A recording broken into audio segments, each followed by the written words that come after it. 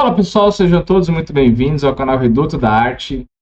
Aqui nesse canal nós exploramos os detalhes mais fascinantes das maiores obras da história da arte. E hoje nós vamos conhecer O Nascimento da Vênus, que foi produzida por Sandro Botticelli, ou Botticelli para muitos. E a gente vai descobrir 10 curiosidades que provavelmente você nunca percebeu olhando para a obra. Vamos lá? Mas calma, que depois da vinheta eu te conto. Espera aí que eu já volto.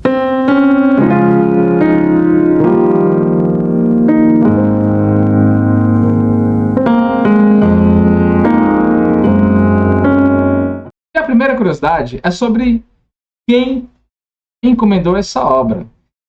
Essa obra ela foi encomendada por um membro de uma poderosa família renascentista ali de Florença, que é a família Médici, e provavelmente quem fez essa encomenda foi o Lorenzo di Pier Francesco, que era primo de Lorenzo o Magnífico.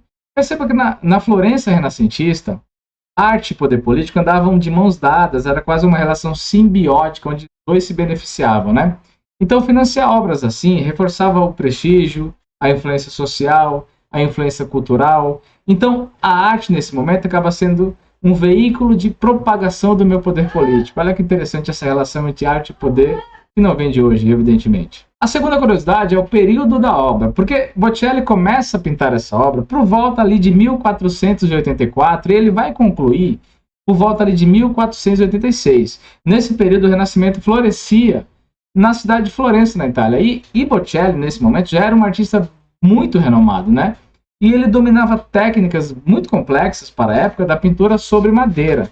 Olha que interessante saber como que o artista era influente naquele momento e que materiais, técnicas que eles usavam para concluir os seus trabalhos.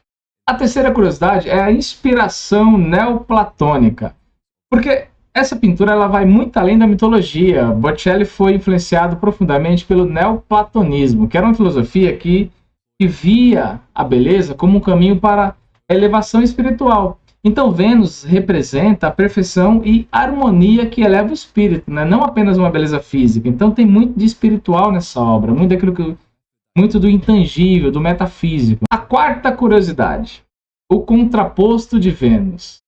Reparem na postura da Vênus. Olhem aí, peguem uma obra, e comecem a reparar e percebam que ela segue o contraposto, que era uma técnica clássica que dá equilíbrio e naturalidade à figura.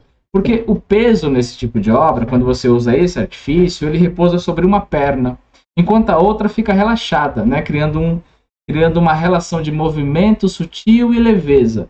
E aí você consegue achar também essa técnica em obras como Davi de Michelangelo, E outros tantos que usam essa técnica para equilibrar a figura, para ficar mais harmônica em relação ao movimento. Quinta curiosidade é o uso de cores e linhas. Pois é, Botticelli usou cores suaves, tons pastéis e linhas bem delicadas. E quando você olha O Nascimento da Vênus, você realmente percebe essa característica. Então, diferente de outros artistas, ele buscava uma leveza e um efeito etéreo, como se a Vênus realmente flutuasse sobre a concha. Perceba que o quão claro é esse trabalho do Botticelli. E aí talvez você concorde comigo. E se você der um close cabelos, se você observar o vestido, os detalhes das flores, os ventos e o vento de cores, você percebe essa leveza, essa busca por esses tons pastéis, essas linhas delicadas, A nossa próxima curiosidade é o suporte da pintura. Sim, rapaziada, essa obra ela foi pintada sobre madeira de álamo. Era uma técnica que exigia preparo com camadas de gelo, de gesso e cola. Então, trabalhar assim demandava extrema precisão, porque, qualquer erro que você cometesse poderia comprometer as cores e a durabilidade dessa obra. A nossa sétima curiosidade se relaciona aos personagens simbólicos dessa obra, porque além de Vênus, da personagem dessa obra, da personagem central dessa obra, você tem também o Zéfiro, que é o vento do oeste, você tem Clóris, que é a ninfa que espalha as flores. O Zéfiro, nessa obra, conduz a Vênus até a praia, e o Clóris celebra sua chegada, simbolizando a harmonia entre natureza e divindade.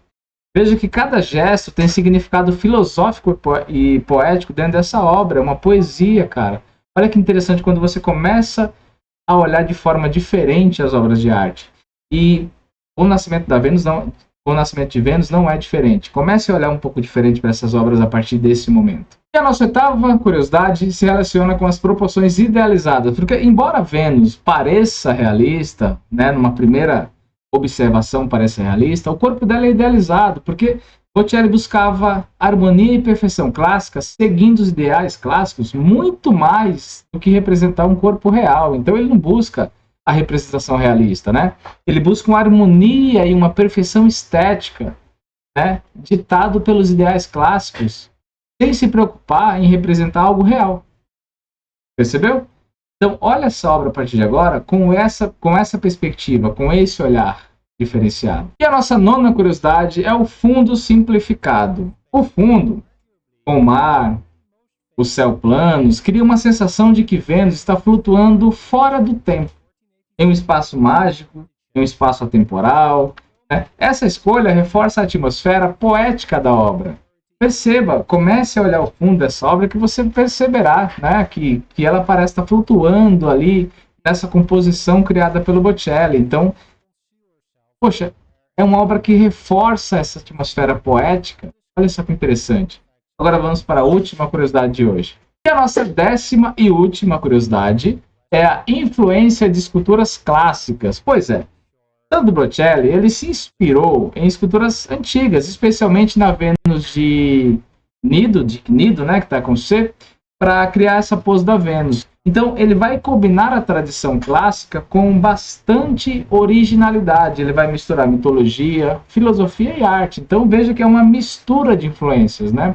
Ele se inspira nas esculturas clássicas, mas ele combina a mitologia, a filosofia e a arte. Essas foram as 10 curiosidades sobre o nascimento da Vênus. Se você gostou, não se esqueça de curtir, compartilhe e se inscreva no canal Reduto da Arte para que você continue a descobrir os segredos dos maiores mestres e das maiores obras de arte da história.